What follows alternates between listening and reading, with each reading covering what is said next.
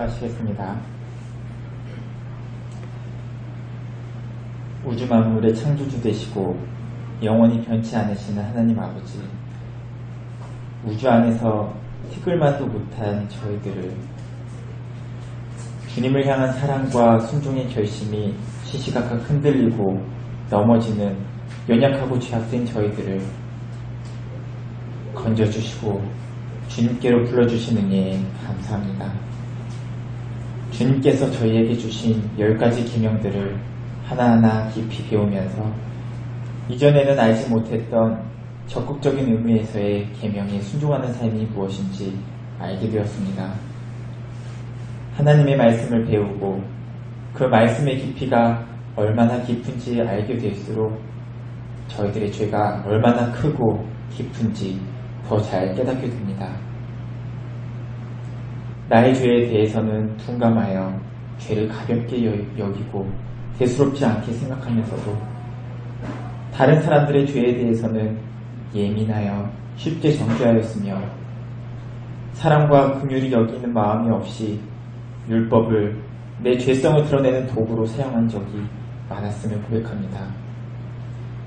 성령님께서 신자의 마음속에 양심의 찔림을 주실 때에 애써 외면하고 손해를 보더라도 말씀에 순종하는 삶을 살지 못했습니다.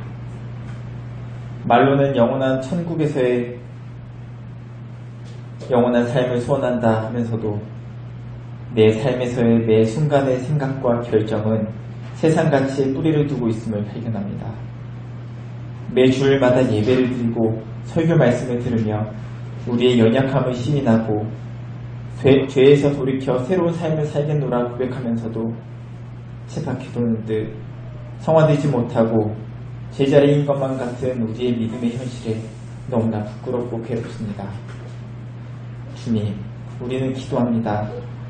소망 없는 저희에게 주님만이 우리의 소망 되심을 고백합니다.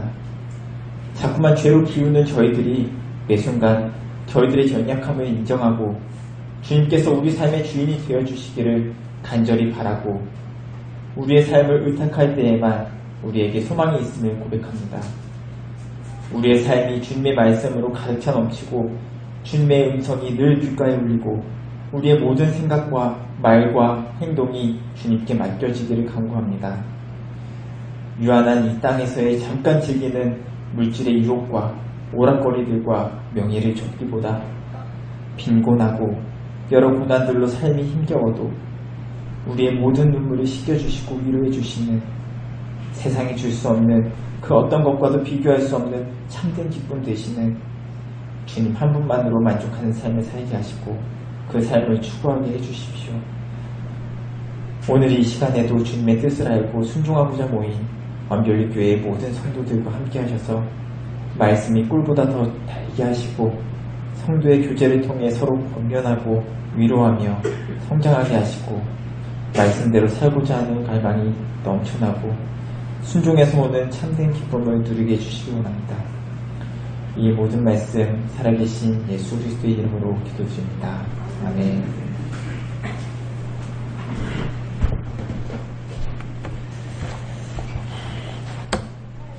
네.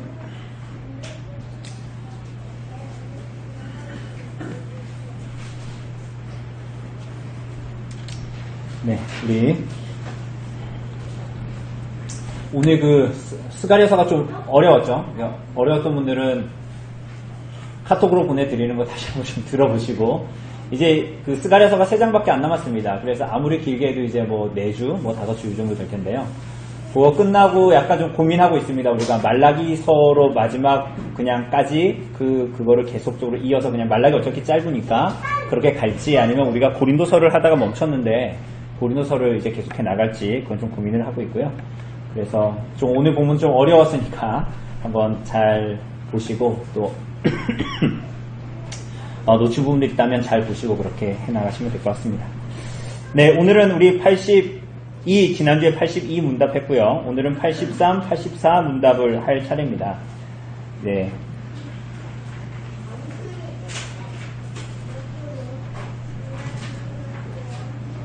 자, 82, 83, 84 다 해보죠. 우리 지난주부터 이어지는 거니까 82 문답 하도록 하겠습니다. 하나님의 계명을 완전히 지킬 수 있는 사람이 있습니까?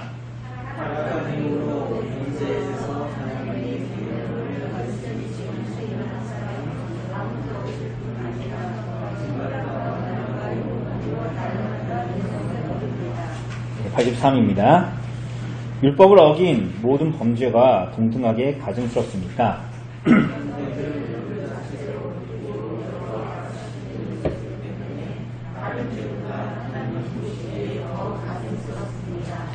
모든 죄마다 마땅한 무엇을 해야 합니까?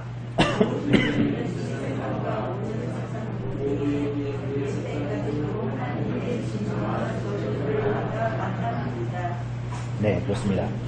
그 82문답이 이런 겁니다. 우리가 계명을 굉장히 오랜 시간 동안 10계명을 봤는데 10계명의 내밀한 의미까지도 우리 기현 형제가 기도한 것처럼 내밀한 의미까지도 알아갈수록 우리가 계명에 완전히 순종할 수 없다라는 것에 대한 것들을 우리가 범하지 않은 계명이 없다라는 것을 우선 우리가 깊이 알게 되고 뿐만이 아니라 우리가 이 계명에 완전히 순종할 수 없다는 것도 사실은 알게 됩니다. 그래서 우리가 요리문답에서 말하는 것처럼 82문답에서 말하는 것처럼 오히려 날마다 생각과 말과 행동으로 계명을 범합니다. 그죠? 그런데 여기서 표현에서도 재밌죠? 타락한 이후로 현세에서 하나님의 계명을 완전히 지킬 수 없다. 이것은 우리가 이 요리문답 이 32에서 38 그 문답에서 본 것처럼 성령께서 성령으로 말미암아 우리가 이 땅에서의 인생을 마치고 그리스도의 품에 안길 때에 그리스도의 품 하나님의 품에 안길 때에 영화된다 그랬잖아요. 그죠? 그래서 오늘 본문에서는 이 82문답에서는 현세에서 지킬 수 없다라는 얘기는 우리가 결국은 영화되고 하나님의 나라에서 이 계명에 온전히 순종하여 살아간다라는 것을 얘기하죠. 그래서 우리가 전에도 얘기한 대로 어거스틴은 그렇게 얘기했잖아요. 우리가 죽음 이후에는 죄를 짓지 못하는 상태가 된다라고 얘기했잖아요. 생각만 해도 기쁜 상태죠. 그래서 우리가 영화된 그 땅에서는 그 나라에서는 죄를 지을 수 없는 상태가 되기 때문에 하나님께 영광을 돌리면서 하나님을 기뻐하면서 온전히 기뻐하고 온전히 사랑하면서 살아가죠. 오늘 우리가 오전 설교에 의하면 참된 목자이신 그리스도를 사랑하고 그분을 기뻐하고 즐거워하는 거 요리문답 1문답처럼 그렇게 살고 싶지만 참 우리들이 그 싸움을 그 죄와의 싸움 주님을 의지하고 살고자 하는 싸움을 놓는 순간 우리는 사실은 거짓 목자의 소리에 끌려갈 때가 굉장히 많지 않습니까? 그러나 우리가 그 땅에 우리가 하나님의 나라에 들어갈 때 우리는 온전히 그분을 기뻐하고 사랑하게 되는 상태가 된다 이렇게 얘기했습니다. 그래서 이어지는 본문들도 오늘도 우리가 83, 84를 볼 텐데 율법을 어긴 모든 죄가 동등하냐 똑같이 악랄하고 가증하냐 이런 얘기거든요. 근데 그렇지 않다. 등급이 있다. 뭐 이런 얘기를 쭉 합니다. 그런데 이 모든 얘기들은 다 우리가 죄인이다라는 것을 계속적으로 지목합니다. 그래서 그럼 우리는 어떻게 해야 되냐? 이 땅에서 사는 동안 왜 죄 짓고 살아가야 되냐? 그게 아니다라는 얘기를 하죠. 그래서 여기도 보면 은혜의 수단을 그래서 주님께서 허락하시는 거예요. 우리에게. 은혜의 수단. 구원 얻는 그리스도 안에 있는 믿음과 생명에 이르는 회개와 외적인 수단들을 우리에게 허락해 주셔서 우리를 버려두지 않으시고 오늘 오전 설교에 의하면 목양하신다. 교회를 통해서 목양하신다. 교회 안에 말씀의 선포로 말미암아서 믿음과 회개를 하게 하시고 회개의 삶을 살게 하시고 외적인 수단, 말씀과 성례와 기도 이건 동사무소나 하나로 마트 가서 주는 게 아니죠. 교회에 하나님께서 주셔서 오늘 우리가 오전에 본 대로 은총과 연합의 막대기로 그분의 언약과 언약의 공동체 연합으로 이 일들을 하고 죄와 싸우고 하나님 앞에 살아가게 하신다라는 거예요. 우리들의 죄됨에도 불구하고. 그래서 우리가 이 계명만 딱 보면 이 문답만 딱 보면 우리는 지킬 수 없으니까 어차피 죄를 지을 거니까 죄와 싸울 필요가 없다라는 식으로 생각할 수 있습니다. 그죠? 구원파, 박옥수 구원파에 가지 않아도 오늘날 사람들은 그렇게 생각하는 그리스도인들이 많죠? 기현 형제가 기도했잖아. 하나님 우리는 계속 죄를 짓는다고. 헤어나오고 싶은데 헤어나올 수가 없다고. 그런데 때로는 그 싸움을 싸워야 되는데 우리는 자꾸만 그 싸움을 싸우지 않으려고 할 때가 있습니다. 자주 있습니다. 그래서 어차피 죄 지을 거니까 내가 이렇게 짐 빠지게 싸움할 필요가 있나? 이런 생각이 드는 거죠. 그래서 어떻게 해요? 이제 머리를 비우는 거야. 머리를 비우면 그냥 종교 생활을 하는 거죠. 그러면 교회 와서 마음 편하고, 나가서는 머리 비웠으니까 내 맘대로 살다가 또 교회 오면 마음 편하고, 이게 뭐냐? 구원파적인 믿음이에요. 바구스 구원파는 그런 걸 얘기하는 거예요. 예수께서 십자가에 달려 죽으셨고 우리의 모든 과거와 현재와 미래의 죄가 다 사해졌으니까 우리가 뭐 더 이상 할 필요가 없다. 이런 이 죄와의 싸움을 더 이상 싸우지 않아도 된다라는 식으로 얘기를 하거든요. 그런데 그것은 뭐냐면 그리스도의 십자가를 모욕하는 방식입니다. 그러한 삶을 우리가 살아갈수록 그냥 내가 머리 비우고 산다는 것이 아니라 그리스도께서 죄 때문에 십자가에 달려 죽으셨는데 그 죄를 우리가 아무 생각 안 하고 먹고 마시며 살아간다라는 것은 그리스도의 십자가를 모욕하는 것입니다. 우리는 편하게 생각해요. 아무렇게나 살다가 죄를 짓고 살다가 죄가 뭔지도 생각하고 싶지도 않아. 복잡하니까. 십계명이 뭔지, 그러니 십계명이 뭔지 생각을 안 하니까 죄를 지며 살아가는 거거든요. 그렇게 계속 살면 씨름을 안 해. 그리고 그래서 내 마음이 편하대. 그건 평안한 게 아닙니다. 머리를 비우면서 사는 거지. 그래서 교회 다니면서도 괴물이 나타나는 거야. 그죠? 하나님을 믿으면 더 사람다워져야 되는데, 하나님을 믿으면 하나님의 형상으로 사람으로 나타나지 않고 약간 자기가 신인 것처럼 생각하면서 기현 형제가 기도한 것처럼 우리가 무언가를 심판하고 정죄하는 방식으로 살아가게 되고, 제가 지난주에도 얘기했잖아요. 그 신우이랑 같이 살았는데 그 신우이가 나를 낮에는 계속 괴롭히고 말도 안 되게 힘들게 하고 저녁에 가서는 밤에 교회 가서 눈물을 흘리면서 회개의 기도를 하고 그 다음날 되면 또 괴롭히고 이걸 반복한다고. 그런 괴물이 나타나는 거야. 하나님을 모르고 우리 자신을 모르고 계명에 대해서 순종하려 하지 않을 때 그런 방식으로 나타납니다. 83문답은 그래서 하나님 앞에 모든 죄가 가증스럽지만 더 가증스러운 죄가 있대요. 더 가증스러운 죄. 그래서 그리스도인들이 계명 앞에 싸워야 된다는 것을 말합니다. 그래서 모든 죄가 그러니까 모든 죄는 다 죄예요. 우리가 이따가도 보겠지만 죄가 아닌 것은 없는데 죄가 더 가증하고 더 악랄한 죄가 있습니다. 그래서 요한 1서도 보면 사망에 이르는 죄와 사망에 이르지 아니하는 죄를 구분합니다. 그런데 그것을 사실은 아주 단순하게 놓고 보면 사망에 이르는 죄는 뭐냐면 성령께서 그들에게 계속적으로 기회를 주시는데, 우리가 아까도 보겠지만 이따가 보겠지만 기회를 주시는데 그것들을 계속 거부하는 거예요. 계속 거부하는. 그럼 답이 정말 없는 거죠. 그래서 사망에 이르는 죄와 사망에 이르지 않는 죄라는 표현을 두어서 어쨌거나 죄의 차등을 두고 특별히 더 악랄한 죄가 있다, 가증한 죄가 있다라는 것을 드러내고, 그래서 그리스도인들은 이 요리문답을 통해서 우리에게 성경의 교훈을 통해서 우리에게 보여주는 것은 그리스도인들은 죄를 짓지 않으려고 노력을 하되 특별히 더 가증한 죄를 짓지 않으려고 노력해야 된다는 것입니다. 그래서 그렇게 죄를 지어도 빨리 회개하고 죄를 짓지 않도록 그 자리에서 돌이키려고 잘 안 되지만 해야 된다는 거예요. 그죠? 그래서 오늘 집에 갈 때, 차 타고 갈 때 부부간에 둘이 차 타고 가면 싸울 거잖아요. 안 싸워요? 그게 더 가증한 죄예요. 우리 기현현대나 승리자매 이번 주에 학회가 있어가지고 부산 갔다 왔는데 비도 막 오고 그랬는데 짜증나는 일이 있어가지고 제가 봤을 때는 많이 싸웠을 것 같은데 기분이 상하고. 근데 그건 금요일이고 목요일이잖아. 토요일이고. 그죠? 그때 짓는 죄와 주일에 짓는 죄는 다르다는 얘기예요.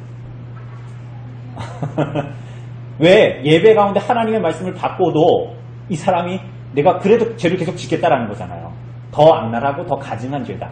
이렇게 얘기합니다. 싸우지 마시고, 싸우라는 얘기가 아니고, 네, 그렇습니다. 한번, 이거 보면 제가 오늘 나눠드린 종이가 따로 있죠? 이걸 대요리문답에서는 좀 세분화시켰는데, 4가지로 크게 나눕니다. 그래서 여러분들이 가지고 있는 것도 보면, 가해자의 관점에서, 피해자의 관점에서, 범죄의 속성과 질의 관점에서, 때와 장소의 상황과 관련해서입니다. 다 완전히 구분되진 않아요. 일맥상통하는 부분들이 있고, 이어지는 부분들이 있습니다. 우선은 가해자의 관점에서입니다. 죄를 짓는 자가 어떤 자인가에 따라서 죄의 경중이 달라집니다. 그죠? 여러분, 죄 짓는 사람이 어떤 사람인지에 따라서 죄의 경중이 달라집니다. 여러분들, 3살 벌은 80 간다 그러죠? 그죠? 그 3살 때에 죄 짓던 거랑 80살에 죄 짓는 거랑 죄의 경중이 다르다는 얘기예요. 똑같은 짓 하면 안 돼요, 그러니까. 보면, 그 사람이 어떠한 사람인가에 따라서, 예를 들면 솔로몬 봅시다. 솔로몬은 전무후무한 지혜를 얻었고 전무후무한 부도 얻었습니다. 모든 것을 하나님께서 주셨어요. 지혜와 더불어서, 그죠? 근데 이 사람이 어떻게 해요? 나중에 말년에 많은 이방 와이프들을 얻어가지고 이방 와이프들의 신들을 다 받아들이고 이방 신을 섬기는 겁니다. 그죠? 그러니까 솔로몬의 죄는 일반 평민이나 저보다 더 가증한 데 죄가 되겠죠. 더 악랄한 죄입니다. 그가 몰랐을 때 아무 때나 지은 죄가 아니기 때문이죠. 더군다나 하나님께서는 우리가 열왕기상 20 몇 장이죠? 열왕기상 어디죠? 몇 장인지 기억이 안 나는데 거기에 보면 하나님께서 솔로몬에게 2번이나 나타나셔서 말씀하셨어요. 이방신을 섬기지 말라. 그런데도 어떻게 한 거예요, 솔로몬이? 하나님이 말씀하셨는데 2번이나? 그런데 이방신을 섬기는 방식으로 간 거 아니에요. 그게 더 악랄하고 더 가증스러운 죄라는 거예요. 다윗은 어때요, 다윗도 말할 수 없는 하나님의 선택을 받았고 말할 수 없는 하나님의 은사를 받아 누렸음에도 불구하고 자기가 가지고 있는 모든 은사를 가지고 어떻게 하는 거예요? 악을 행했잖아요. 그죠? 자기 안에 있는데 밧세바를 취하고 그죠? 우리아의 아내를 취하고 더군다나 어떻게 해요? 우리아를 죽였죠. 그죠? 그 모든 것들 누가 죄를 범하냐? 더 악랄하고 가증한 하나님께서 자신에게 준 은사를 가지고 나에게 돈을 주셨어. 내 생에는 좀 돈을 많이 주신 것 같아. 나에게는 내 인생에는. 그런데 이 돈으로 나쁜 짓을 해. 그런데 돈이 그보다 없는 사람이 그 돈 가지고 나쁜 짓을 하는 거랑은 경중이 다르다라는 거예요. 우린 다 똑같다고 생각하잖아요. 그렇지 않아요. 하나님께서 여러분들이 가지고 있는 재능이든 그게 무엇이든 간에 그건 여러분들에게 주어진 것이 아니라 하나님께서 여러분에게 맡기신 것이죠. 여러분들의 아이들도 여러분의 아이가 아니라 하나님께서 여러분의 가정에 맡기신 하나님의 자녀죠. 우리는 청지기일 뿐이고 하나님께서 어떤 사람에겐 10달란트, 어떤 사람에겐 5달란트, 어떤 사람에게 1달란트를 주셨죠. 그죠?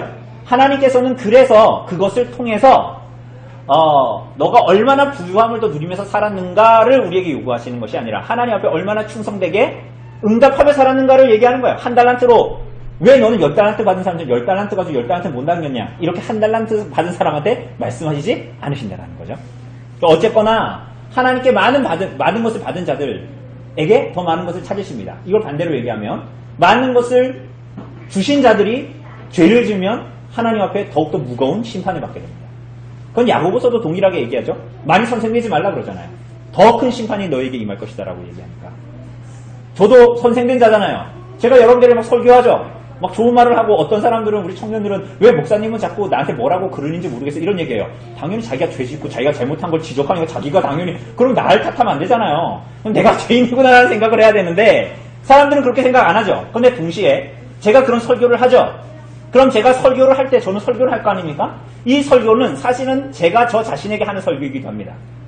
그러니까 저는 여러분들의 설교를 듣지만 그 하나님의 말씀을 제가 저에게 전함으로 말미암아 저는 뭐예요? 그리고 그것을 선포함으로 말미암아 저는 더 큰 심판 앞에 나아가는 자로 오늘도 존재하고 있는 거야. 두려운 일. 많이 선생되면 안 돼요. 더 큰 심판이 남아있는 줄 알고 날마다 두려운 마음으로 살아요. 그래서 성경은 큰 은혜를 입은 사람들에 대해서 죄에 대한 엄격한 기준을 댑니다. 베드로 보면 외식하잖아요. 그러니까 베드로가 이 안디옥 교회 가서 사람들과 식탁교제를 하는데 어떤 일이 벌어져요? 할례자들이 와요. 유대에서 온 할례자들이 옵니다. 그러니까 베드로가 어떻게 합니까? 그 자리를 피하지요. 이제 외식하는 거예요. 외식해. 그러니까 바울이 뭐라 그래요? 공개적으로 그에게 뭐라 그러잖아요. 공개적으로 그에게 뭐라 그래요? 그러니까 우리 같으면 그러잖아요. 좀 둘 다 목사인데 좀 너무 심한 거 아니야? 좀 성도들 안 보는 데서 해야 되는 거 아니야? 이렇게 생각하지만 사실은 바울은 그렇게 하지 않고 공개적으로 베드로를 책망합니다. 왜냐하면 그의 위식 때문에 그런 거예요. 그가 외식하면 다른 사람들도 외식해요. 여로보암이 두 금송아지를 섬기면 그 아래에 있는 모든 백성들도 금송아지를 섬기게 되죠. 그와 마찬가지예요. 그러니까 많이 받은 자에게 그에게 더 엄중한 기준의 잣대를 대게 되는 것입니다. 사람에게도 마찬가지고 교회가 마찬가지라면 하나님 앞에라면 말할 이유가 없겠죠. 그렇습니다. 그래서 여러분 이걸 우리에게 하자면 여러분 나이가 많고 여러분들 경험이 많이 쌓이고 사회적인 신분이 더 높아지고 능력이 많아지고 다른 사람들을 지도할 위치에 여러분 설수록 애행하면서 자랑하는 게 아니라 하나님 앞에 두려워해야 됩니다. 하나님 앞에 응답해야 될 것들이 더 많아지는 거야. 그죠? 그래서 여러분들이 예를 들면 우리 저기에 지금 막 아이들이 막 있잖아요. 여러분들이 하나님 앞에 어떻게 응답하며 어떻게 신앙하며 살아가는가는 선풍기가 돌아가지 않나? 손 다칠 것 같은데. 어떻게 응답하는가는 너무나 중요해요. 왜 중요해요? 여러분들이 어렸을 때는 내 마음대로 해도 아무 상관이 없어 라고 생각할지 모르지만 여러분들이 그런 신앙의 양태를 가지고 살아가기 시작하면 저 아이들은 그것을 그대로 보고 답습합니다. 우리 엄마 아빠가 그렇게 그냥 살던데? 우리 엄마 아빠 그냥 이 상황에서는 하나님 말씀대로 안 하던데? 이런 것들을 아이들은 성경을 보기 전에 눈으로 봅니다. 세상 사람들이 여러분들의 선행을 통해서 그리스도를 보죠. 그죠? 여러분들의 선행은 여러분을 구원하지 못하지만 하나님을 보지 못하는 사람들은 여러분의 선행을 통해서 그리스도를 볼 거 아닙니까? 하나님을 볼 거 아닙니까? 그와 같아요. 연약한 아이들은, 연약한 세상 사람들처럼 연약한 아이들은 여러분들이 어떻게 신앙하는가, 신앙의 삶을 통해서 그 아이들은 보고 배웁니다. 하나님의 은혜로 때로는 그런 가정에서 하나님을 제대로 섬기지 않는 가정에서도 참 하나님께서 놀라운 은혜로 막 히스기야 같은 사람 막 일으키고 그렇게 하시지만 대부분 보편적으로는 그렇게 하지 않으시죠. 그래서 부모된 자, 선생된 자로서는 두려운 마음으로 그리고 교회의 선배된 자들로서 믿음의 신앙의 길을 앞선 자들로서는 두려워해야 할 주제입니다.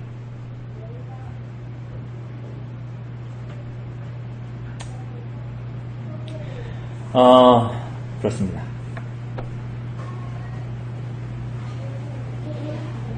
그래서 하나님께 끝까지 매달려야 되고 기도 드려야 되고 여러분의 이함보다 초월하신 하나님의 손에 그래서 붙들어야 돼요. 교부 어거스틴이라는 사람이 있었어요. 아우구스티누스. 근데 그 사람이 이제 엄마는 신앙을 가졌는데 엄마 모니카는 신앙을 가졌는데 어거스틴은 신앙을 안 갖고 그래 살았거든요. 그래서 살다가 맨날 기도해서 모니카는 우리 아이가 신앙을 갖게 해달라. 그렇게 했는데 어느 날 어거스틴이 엄마한테 왔어요. 어머니 제가 드디어 신앙을 갖게 됐습니다. 하나님께서 나의 기도를 들으셨구나. 그런데 기독교가 아니라 마니교입니다. 그래서 마니교를 열심히 믿다가 결국은 극적인 회심을 합니다. 그러니까 마니교에서 돌이키는 거죠. 그러니까 우리는 부모로서의 본을 보여주지만 그게 100%가 아니라 그래서 무엇이 된다라는 것이 아니라 이건 당연히 주어진 의무고 하나님께서 그를 어떻게 일으키시고 그의 인생 여정 가운데 어떻게 이끄실까는 사실은 하나님께 있는 것이죠. 그래서 우리는 부모로서 이 아이들에게 신앙의 본을 보이면서 동시에 이 아이를 위해서 우리 교회의 아이들을 위해서 끊임없이 기도하는 것을 놓지 않게 되는 것입니다. 기도는 종교적인 규례, 허공에 외치는 소리가 아닙니다.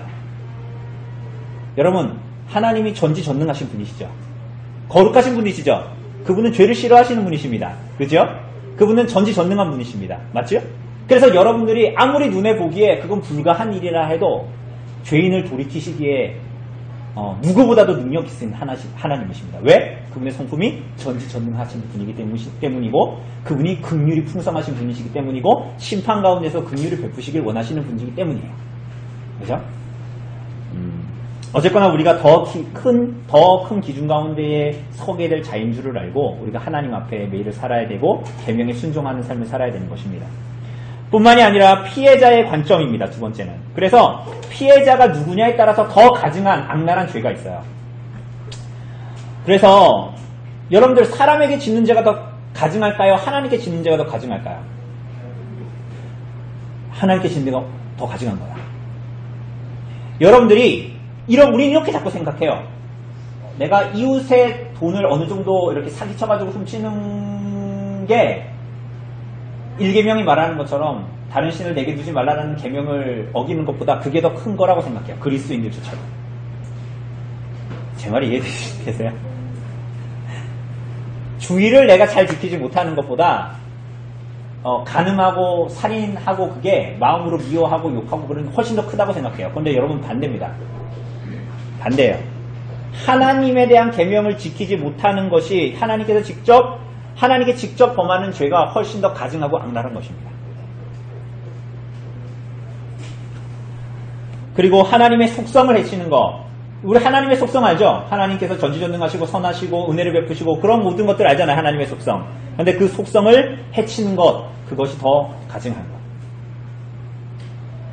그리고 하나님께 드리는 예배를 경시하고 손상시키는 게 더 악랄하고, 그리스도와 그의 은혜에 대한 대적이 더 악랄하고, 성령과 그의 증거에 대한 대적이 더 악랄한 것이고, 이거 사실은 다 하나님을 더 사랑하는 것, 계명을 주면 1에서 4계명을 범하는 것이 더 악랄하고 가증한 죄라는 것을 얘기합니다.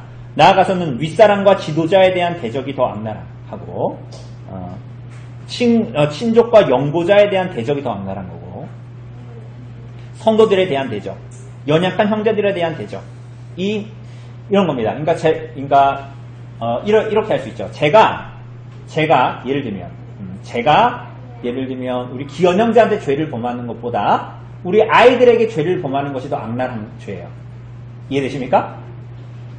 저 아이들이 더 연약하니까. 그러니까 이런 걸로 이렇게 기현 형제를 때리면 기현 형제가 받는 타격보다 아이들을 이걸로 때리면 받는 타격이 더 크겠죠? 그와 비슷한 겁니다. 연약한 자에게 죄를 지면 훨씬 더 큰 악랄한 죄를 짓는 것입니다. 그리고 자신과 다른 이들의 영혼에 대한 대적이 더 악랄한 것이고, 많은 사람의 공동 복리에 대한 복지가 더 악랄한 거예요. 이거 무슨 얘기냐면 이런 거예요. 내가 이 사람 한 사람한테 사기치면 중고나라에서 내가 뭐 사고 싶어가지고 이 사람은 했는데 사기를 쳤어. 근데 그것보다 뭐가 더 중한 죄라는 거예요. 38억 부동산 있는데 1년에 900만 원 못 내겠다는 게 더 악랄한 죄예요. 이해되십니까? 그렇게 해서 더 많은 사람들이 한 사람에게 사기치는 게 아니라 더 많은 사람들이 더 차후에 더 많은 영향을 끼쳐서 그 사람들이 더 가난하게 살게 만드는 것, 그게 더 악랄한 죄라는 거야. 한 사람에게 범하는 죄보다. 그죠? 그래서 피해자의 관점에서 보면 그렇다라는 거예요. 자, 세 번째는 뭐예요? 범죄의 속성과 질입니다. 그래서 잠언 6장 이런 데 보면 이런 얘기해요. 이 도둑이 줄였을 때 배를 채우려고 도둑질하는 경우에는 그를 멸시하지 말라고 합니다. 여러분 얼마 전에 뉴스에도 나왔죠. 어떤 사람이 배고파서 그 사람의 인생 여정이 있겠죠. 도둑질도 몇 번 했겠죠. 근데 그 사람이 너무 배고파서 어떻게 했어요? 가게집에 들어가가지고 계란 한 판을 훔쳤죠. 그래서 몇 개월 받았습니까? 그 사람이 정과가 어느 정도 있나 봐요. 절도 같은 거. 그래가지고 그 사람이 계란 한 판 훔쳤는데 몇 개월인가 몇 년인가 받았죠? 몇 개월 받았나요? 기억 잘 안 나시죠? 그러니까 죄인의 사정을 보고 정상 참작하라는 거예요. 그래서 가난한 자가 줄였을 때 도둑질하는 경우 무죄다 이런 얘기를 하는 건 아니지만 정상 참작해라 이 얘기하는 거예요. 우리는 오히려 돈 가진 사람들을 정상 참작해주죠. 정관예우. 그 사람들이 공무원이었다고 해서 무슨 법에서 벗어나는 사람들이 아닌데 그런 게 왜 있는지 잘 모르겠지만 어쨌거나 우리는 돈 가진 사람들이나 지위를 가진 사람들에 대해서 자꾸 정상 참작을 하죠. 그런 건 정상 참작이 아닙니다. 그건 불이한 거예요. 그런 방식으로 하면. 그죠? 오히려 가난한 사람들에 대한 것, 연약한 사람들에 대한 것에 대해서 주의하라라는 것으로 얘기합니다. 그래서 범죄의 속성과 질에 따른 가증함과 악랄함이 증가합니다. 그래서 여러분들 가지고 있는 거 보면 명백하게 율법 조항에 저촉되는 죄, 아까 조금 전에 얘기했듯이 솔로몬, 이방신을 섬기지 말라 그랬는데 이방신을 섬겼잖아요. 그건 율법에 나와 있잖아. 명시적으로. 그걸 지으면 그게 더 악랄한 거죠. 왜냐하면 나와 있는데 그렇게 한 거니까. 이건 해석의 여지가 없잖아요. 그리고 에스라 시대에 보면 틀림없이 이방인과 결혼하지 말라고 했는데 이방인과 또 그 생고생을 하면서 포로 생활을 하고 나서도 또 이방인과 결혼을 한 거야. 이건 너무나 명백한 율법에 대한 반항이잖아요. 더 악랄한 거예요. 그 다음 보면 많은 계명을 범하는 죄와 많은 죄악을 내포하는 죄입니다. 예를 들면 간음을 보면 전에 얘기했잖아요. 부부의 세계. 사랑한 게 죄야. 사랑한 게 죄가 아니잖아. 이렇게 얘기하는. 여러분 그 간음도 보면 간음 하나로 끝나는 게 아니에요. 그 남녀가 서로 불륜을 즐기는 것으로 끝나는 게 아니라 가정이 파괴되죠. 가정이 파괴되면 어떻게 돼요? 이 아이들 문제가 생겨요. 여러분 천종훈 판사가 쓴 그 책 여러분 누가 대여했나요? 그 책 보면 결국 그 얘기하는 거예요. 가정이 가장 중요하다는 거예요. 가정이 하나님의 말씀과 자비와 긍휼 가운데 세워져야 사회가 안정될 수 있어요. 교회도 마찬가지입니다. 교회가 하나님을 믿는 남편과 아내가 신앙 안에서 굳건히 서서 그 가정이 믿음 안에 자라가야 잘 견고히 서 있고 하나님의 말씀 안에서 서로를 긴밀하게 사랑해야.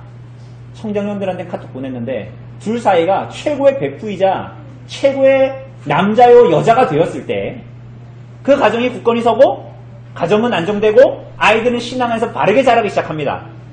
그러니까 간음하지 말라라는 이 계명을 어기는 순간 그것은 둘 사이의 문제가 아니라 많은 죄악을 내포하는 죄, 가정을 파괴시키고 아이들을 망가뜨리는 죄로 나타나게 됩니다. 더 가증하다는 거예요. 그리고 당연히 우리가 그 다음은 마음의 품을 뿐 아니라 말과 행위로 나타내는 죄. 그건 당연하죠. 타인을 붕괴시키는 죄, 이게 실족하게 하는 죄, 연약한 자들을 실족하게 하는 죄 같은 겁니다.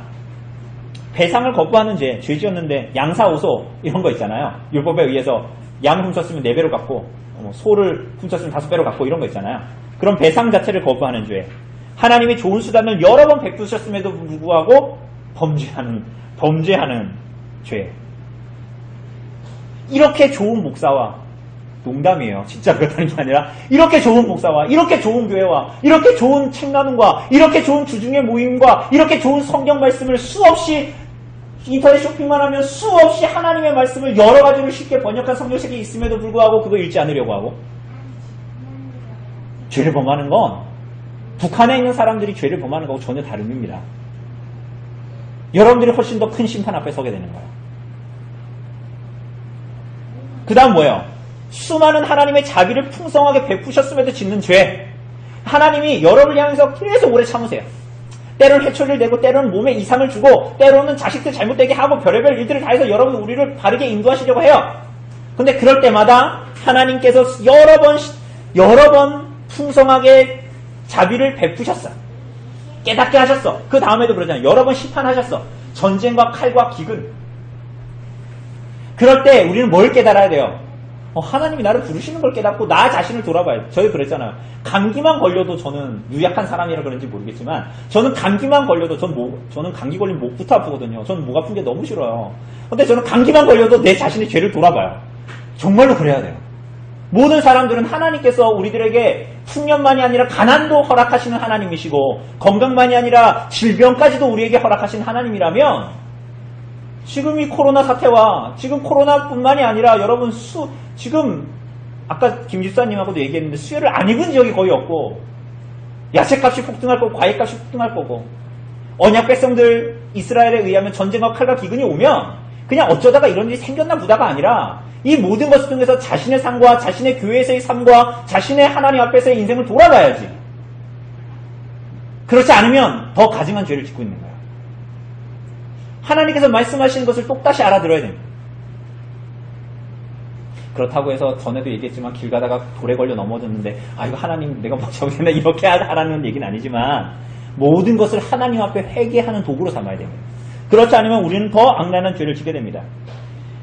그 다음에 뭐예요? 하나님이 주신 본성에 역행하는 범죄입니다. 이거 로마서 1장 26절 이런 데 보면 하나님께서 순리로 쓸 것을 영리로 사람들이 사용하며 남자와 여자가 결혼해서 한 몸을 이루어야 되는데 남자가 남자로 더불어 부끄러운 일을 행하며 이런 것들. 그죠? 그게 다 하나님이 주신 본성에 역행하는 죄입니다.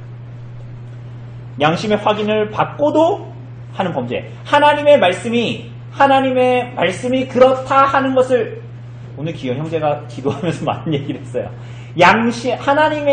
하나님의 말씀이 주셔서 그들의 양심에 하나님의 정하심이 이러하다라는 것을 로마서가 말하는 대로 알면서도 역행하는 죄를 짓는 것.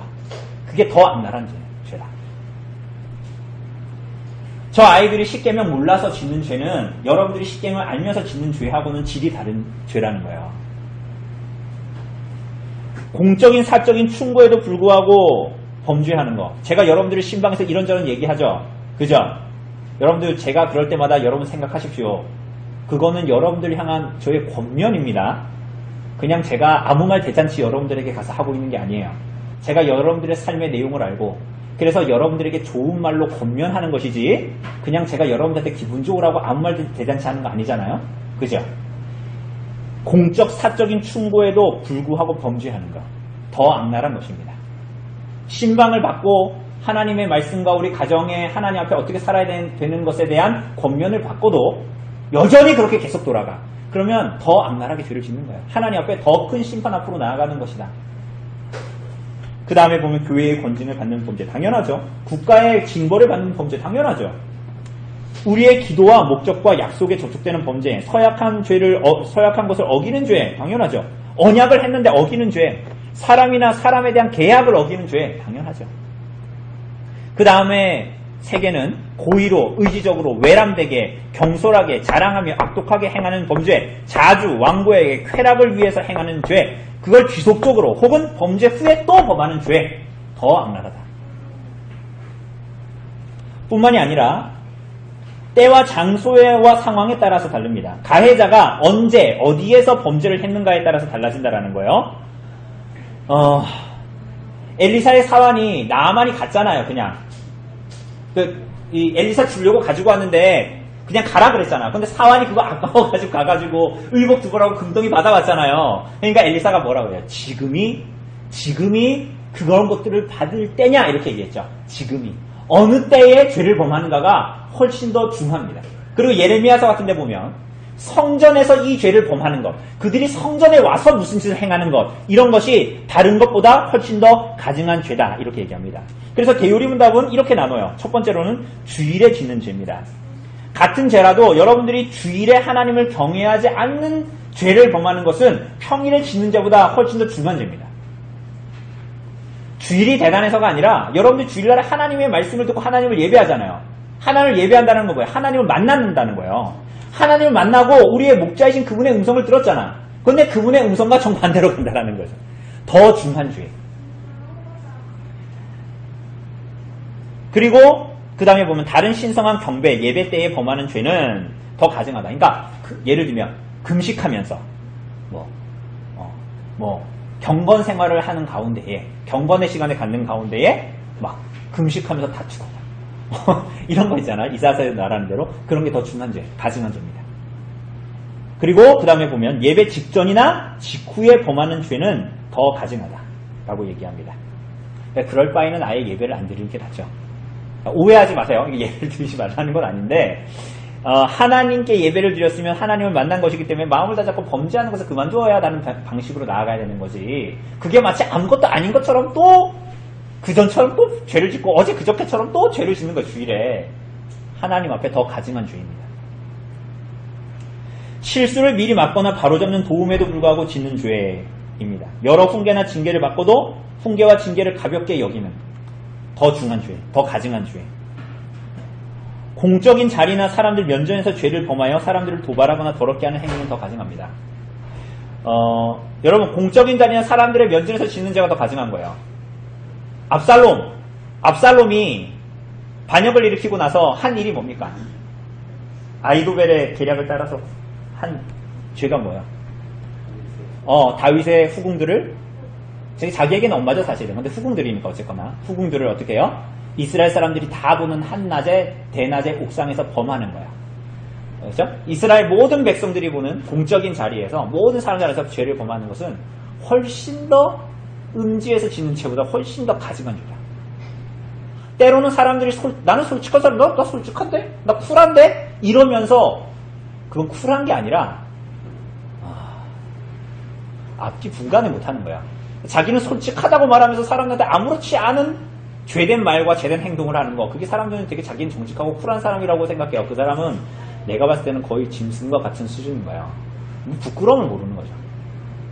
근데 그런 죄가 더 가증하다.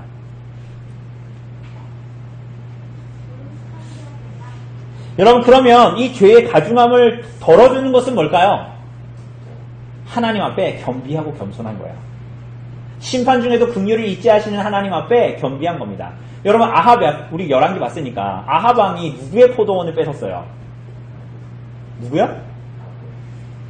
나봇의 포도원을 뺏었잖아요. 그죠? 이세벨 막 동원해가지고 거짓 증인들 막 동원해가지고 그 아들까지도 싹 다 죽였잖아요. 돌로 쳐가지고. 그런데 그 이후에 이제 선지자가 가서 말하니까 아합이 어떻게 해요? 굉장히 이상한 반응을 보이죠. 갑자기 회개하잖아요. 막 굵은 베옷을 입고 막 그런 일을 벌이죠. 그때 하나님께서 어떻게 하시죠? 그가 한시적으로나마 하나님 앞에 자신을 낮추고 회개하는 행위를 보이자 하나님께서 어떻게 해요? 심판을 늦추셨어요. 뭘 알 수 있습니까? 하나님은 죄를 지목하시고 분노하시고 심판하시는 분이 아니라 오히려 그가 그렇게 해서 죄를 계속 지으란 얘기가 아니에요. 하나님께서 오히려 돌이키게 하셔서 죄를 용서하시려고 준비하시는 분이에요. 우리는 아합이 죄를 지으면 하나님께서 아합을 통해서 저 놈을 죽여버려야 돼. 우리 자꾸 이렇게 생각하잖아요. 하나님은 뭘 원하시냐면 그 가운데서 그가 어떻게든지 회개하고 돌이키기를 원하시는 분이에요. 그죠? 그 준비를 하고 계시는 분이라고요. 그래서 죄인이 조금이라도 겸비하고 그 자리에서 회개하면 기다렸다라는 듯이 죄를 용서하시는 분이십니다. 여러분, 그래서 여러분들이 죄를 짓는 순간조차도 하나님을 생각하고 멈추어야 합니다. 오늘 그런 분 없겠지만 집에 가시다가 부부싸움을 하고 싶고 말싸움을 하고 싶고 싫은 말이 딱 나가려고 나갔어 이미. 그런데 오늘 갑자기 오후에 들은 생각이 나는 거야. 주일날에 죄를 범하는 건 더 심한 죄를 범하는 거고 내가 다른 사람한테 죄를 범하는 것보다 내 친척과 나와 연고가 있는데 남편과 아내에게 죄를 짓는 것이 훨씬 더 가증한 죄라고 그랬는데 이미 말해서 야이 나왔네? 어떻게 하지? 어떻게 해야 될까요? 우리는 흔히 이렇게 하죠. 이왕 내 입에서 나왔으니까 우선 내 마음이라도 후련하자. 못한 9마디를 다 하리라. 막 하죠! 그렇게 하지 말라는 거예요. 그 순간 멈추라는 거예요. 하나님은 아합이 나봇의 포도원을 빼앗고 그래서 채소밭으로 만들고 나봇과 그의 자식들을 다 죽어버렸어요. 이미 그것을 돌이킬 수도 없어. 그런데 그 순간마저도 하나님이 원하시는 건 뭐예요?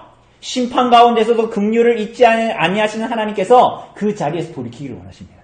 겸비하기를 원하십니다.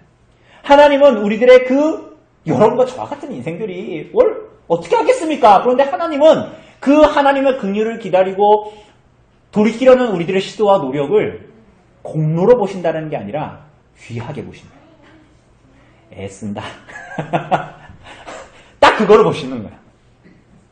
애쓴다라는 것이 그냥 그런 신용하라는 것이 아니라 하나님을 사랑하기 때문에 그 마음을 보신다는 거예요. 우리들의 연약함이 있지만 우리가 주님을 사랑하는 것도 맞잖아요. 그죠? 우리가 계명을 다 순종하지 못하는 것도 맞지만 여러분과 제가 그래도 주님을 사랑하는 거 맞잖아요.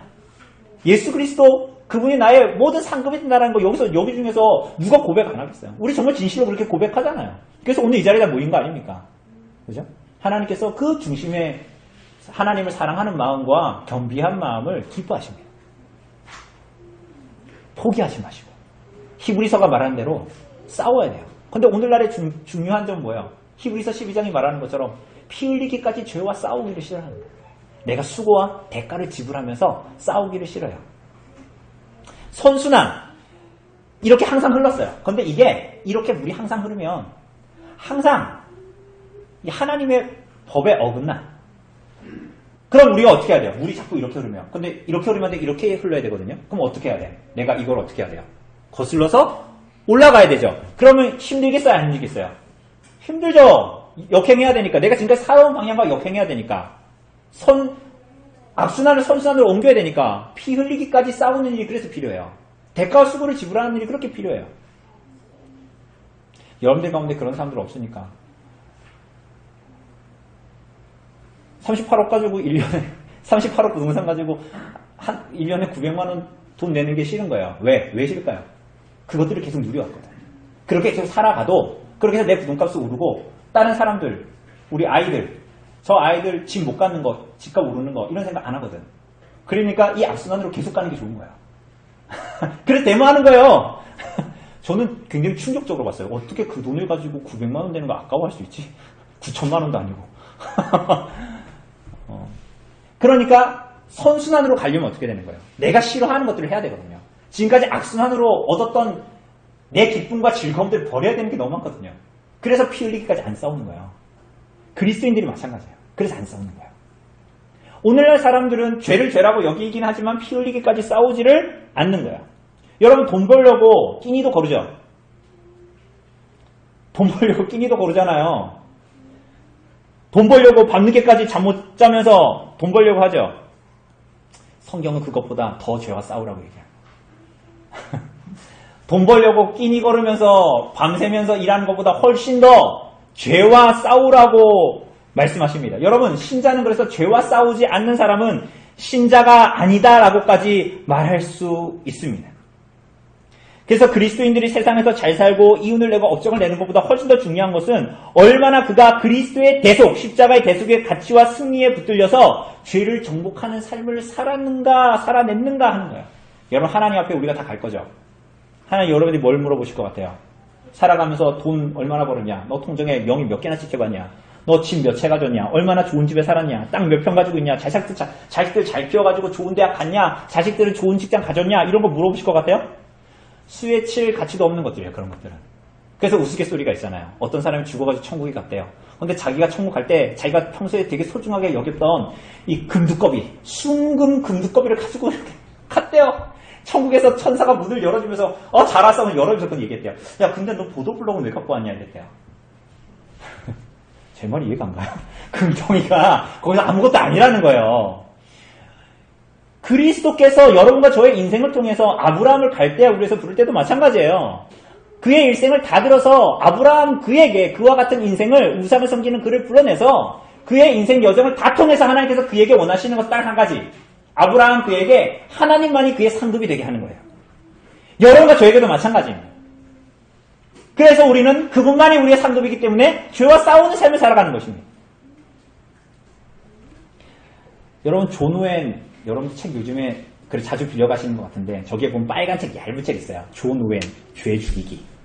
얼마나 믿음의 선배들이 죄 죽이는 것에 대해서 심각하게 생각했고 싸우려고 했는지 그 존 오웬의 책만 봐도 우리는 잘 알 수 있어요. 저는 굉장히 그 책을 통해서 유익을 얻었는데 시간이 나시는 분들 한번 보십시오.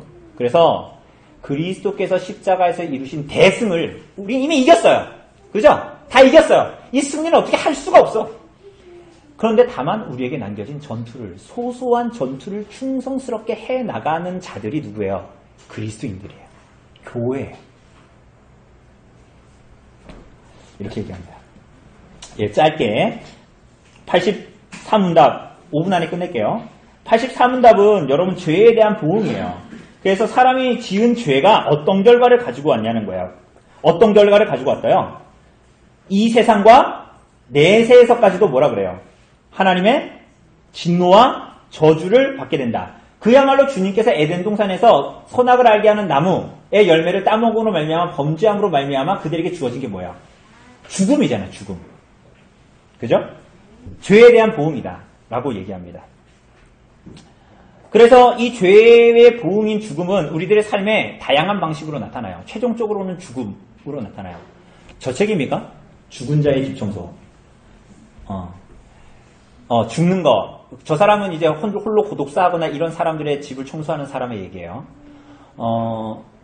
금방 죽는 사람도 있고, 몇 주 만에 발견돼가지고 다 터져서 죽는 사람들도 있고, 침대 매트리스 죽으니까 그 진액이 다 빠져가지고 막 이불이 부풀어 오르고 그렇게 죽은 사람, 그런 거 다 청소하는 사람이에요, 저 사람이. 그러면서 그 사람의 삶에, 그 사람이 어떻게 살았지? 그 사람이 살았던 흔적들을 보는 거예요, 그 사람은. 저걸 청소하면서. 그래서 그 글을 쓴 건데.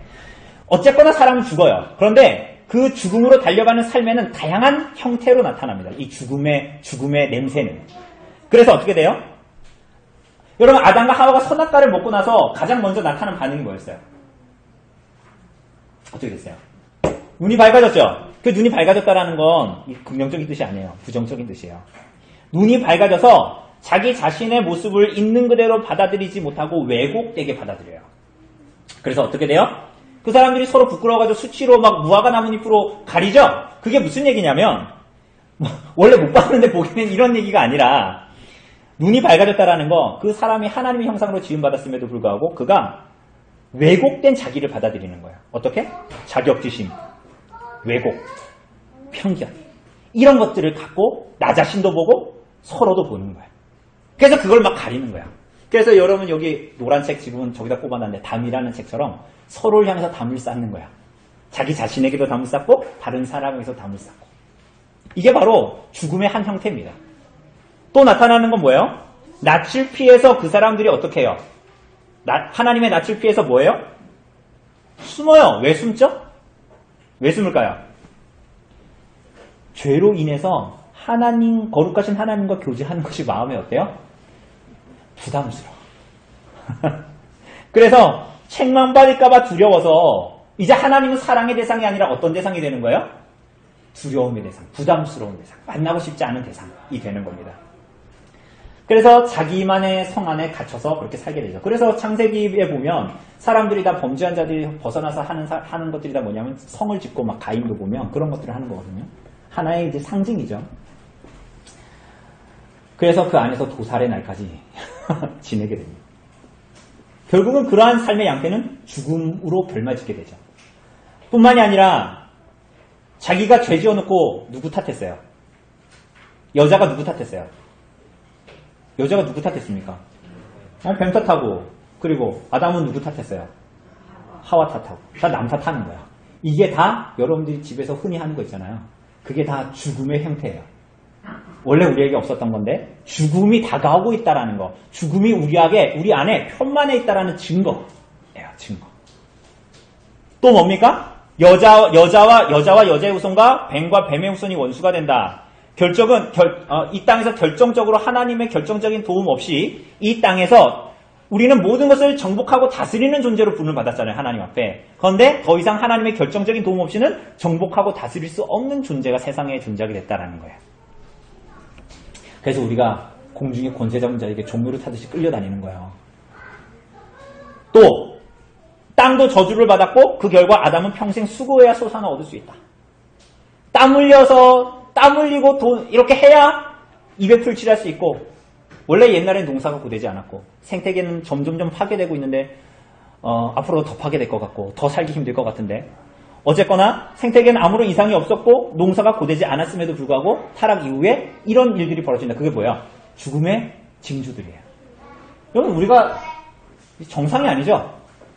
그죠? 여러분, 이런 거 보면서 이거는 이제 지구의 수만 년 만에 다시 한번 지구의 여러 가지 기후가 앞뒤로 위아래로 바뀌는 수순이다. 그렇지 않습니다. 그런 게 아니에요. 타락의 결과, 죽음의 징조. 흙으로 지음받은 사람들은 결국은 어떻게 돼요? 흙으로 돌아가고 피할 수 없는 죽음을 맞이하게 됩니다. 그래서 많은 사람들은 그게 있음에도 불구하고 어떻게 돼요? 마치 자기는 이 세상에서 영원히 살 것처럼 이 땅의 것들에 집착하면서 살아갑니다. 죽음 이후를 준비하지 않죠. 사실 죽음 이후를 준비하지 않는다는 게 문제가 아니라 죽음 이후를 어떻게 준비해야 될지 몰라요. 그리고 죽음은 당연한 거라고 생각해요. 여러분, 당연하지 않습니다. 죽음은 뭐예요? 죄의 결과, 죄에 대한 보응입니다. 죄에 대한 하나님의 보응입니다. 여러분, 거기까지 갔을 때에 우리는 해결책을 자꾸만 생각하게 돼요. 이게 만약에 죄에 대한 하나님의 보응이라면, 여러분들이 제가 경험하는 죽음이 죄에 대한 하나님의 보응이라면 우리는 어떻게 해야 하는가를 자꾸만 생각하게 되죠. 그런데 거기까지 가지 못하면 인생, 여러분과 저가 경험하고 있고 보게 되는 인생 전반에 깔린 하나님의 진노와 저주라는 것을 모르면 이 세상에 답 없는 현상에서만 집착하면서 살아가는 거야. 우리는 어떻게 살아가야 될까요? 그걸 그 다음 주부터 배웁니다. 그런데 하나 우리가 희미하게 볼 수 있는 것은 이런 거예요. 이렇게 타락하고 이렇게 죽음의 징조가 편만한 이 세상을 살아가면서도 우리는 때로는 비가 그치고 나서 무지개가 뜨고 햇살이 비칠 때 어떻게 생각해요? 아름답다라고 생각해요? 안 해요? 아름답다라고 생각하죠. 하나님의 진노와 저주가 묻어있는 이 세상이 우리가 봤을 때 아름답고 멋지고 이런 감동을 준다면, 하나님의 진노와 저주가 없는 세상은 얼마나 더 아름답고 경이롭겠는가. 그래서 신자는, 그리스도인들은 하나님의 저주와 진노가 거친 세상을 꿈꾸면서 이 땅을 살아가는 것입니다. 그래서 로마서 6장이 말하는 대로 죄의 삭슨 사망이나 하나님의 은사는 그리스도 예수 우리 주 안에는 영생이다 라는 이 말씀처럼 우리가 그리스도 안에서의 소망을 여전히 품고 하나님의 진노와 저주를 때로는 우리가 경험하고 먹고 마시면서 살아가지만, 이것이 거쳐져 있는 하나님의 나라는 얼마나 더 영광스러울 것인가를 목도하는 눈으로, 죄의 삭슨 사망이지만 그리스도 예수 안에 있는 우리에게 주시고자 하는 은사는 영생이다라는 것을 알고 그리스도 안에서 이 땅을 살아가는, 그러한 교회, 그리스도, 그리고 그러한 그리스도인들에게 소망이 있다. 라는 것을 말해요. 소망이 있죠. 진노와 저주의 결과를 너희는 먹고 마시는 것이다. 이렇게 끝나지 않아요. 그런데 교회와 그리스도인들에게 소망이 있다는 거예요. 오늘 여러분과 저도 그리스도를 믿어서 거듭났지만 여전히 여기에서 벗어나지 못하는 우리들에게도 그래서 소망이 있고 다시 한번 하나님께 나아갈 수 있는 소망이 있다는 거 우리가 알 수 있게 됩니다. 그래서 우리가 이제 다음 주부터 85문서부터 나누는데 저기는 지난번에 얘기했던 것처럼 교회론입니다. 교회론. 그래서 교회가 무엇인가? 그리스도께서 피값 주고 사신 교회는 계무임이 아니고 생명처럼 여겨야 되고 우리들이 살 수 있도록 우리에게 허락하신 것이다. 라는 것들을 우리에게 얘기합니다. 네.